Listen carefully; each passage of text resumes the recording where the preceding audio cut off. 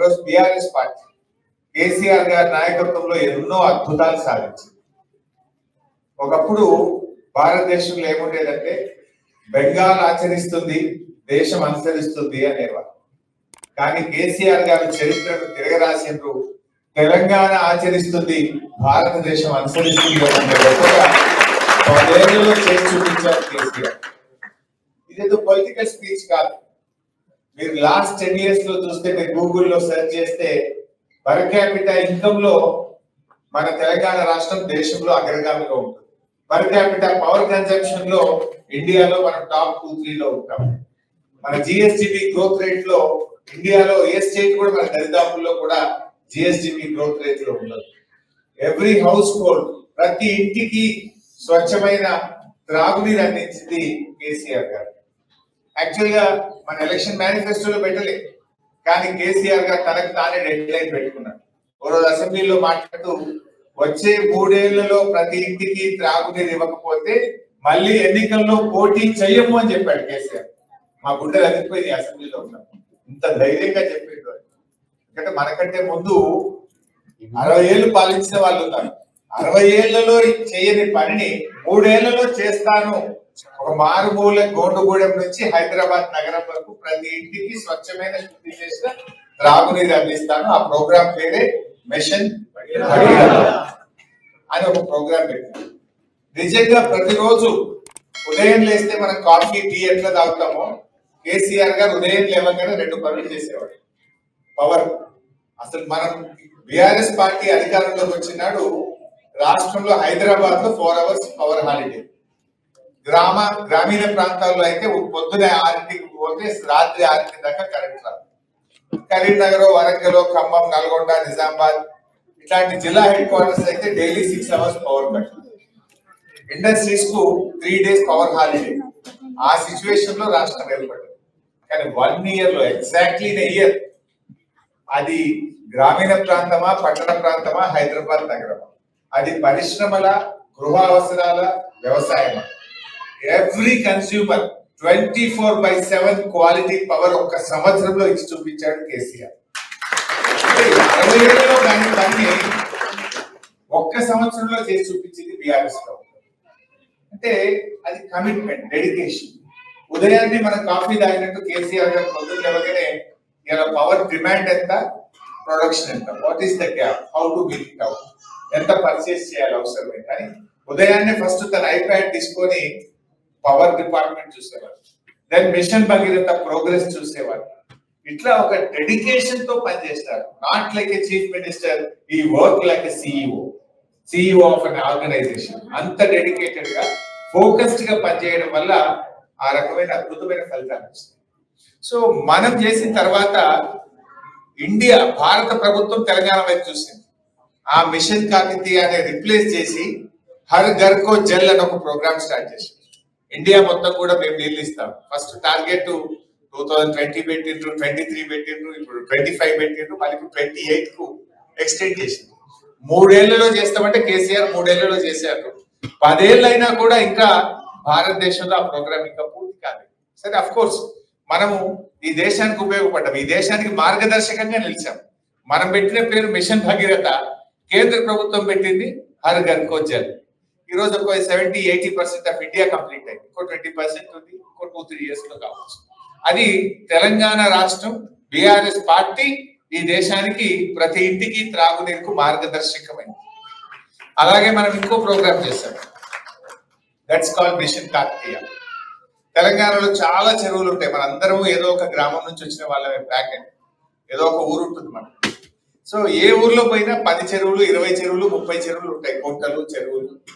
So అవన్నీ కూడా ఉమ్మడి ఆంధ్రప్రదేశ్ లో పట్టించుకోకపోతే మనం మిషన్ కాకతీయ అనే ఒక ప్రోగ్రామ్ స్టార్ట్ చేసి renovation and restoration of village tanks. అందులో నీళ్లు బాగుంటే గ్రౌండ్ వాటర్ టేబుల్ పెరుగుతుంది, బావుల్లో నీళ్లు ఉంటాయి, బోర్లలో నీళ్లు ఉంటుంది, వ్యవసాయం బాగా అభివృద్ధి చెందుతుంది. అందరికీ కూడా, పశువులకు, పక్షులకు, ముఖ్యంగా చేపలు అంతా కూడా ప్రజలు, గ్రామీణ పల్లె ప్రజలందరికీ ఉపాధి అవకాశాలు. సో ఆ ప్రోగ్రామ్ బాగా చేసాం మనం. ఒక వార్ ఫుటింగ్ లో దాదాపు 30,000 చెరువులను 3 సంవత్సరాల్లో రిస్టోర్ చేసినాం మిషన్ కాకతీయ. ఆ ప్రోగ్రాం మొత్తం దేశం యొక్క దృష్టి ఆకర్షించింది. అప్పుడు కేంద్ర ప్రభుత్వం అమృత్ సరోవర్ అనే ఒక ప్రోగ్రాం తీసుకొని అందరినీ తెలంగాణకు పంపించారు. Central water commission chief engineers, వివిధ రాష్ట్రాల నుంచి ఎంతో మంది ఇరిగేషన్ డిపార్ట్మెంట్ అధికారులు తెలంగాణకు వచ్చి మన ప్రోగ్రామ్ ను చూసి భారతదేశం మొత్తం కూడా అమృత్ సరోవర్ పేరు మీద ఒక ప్రోగ్రామ్ చేస్తారు.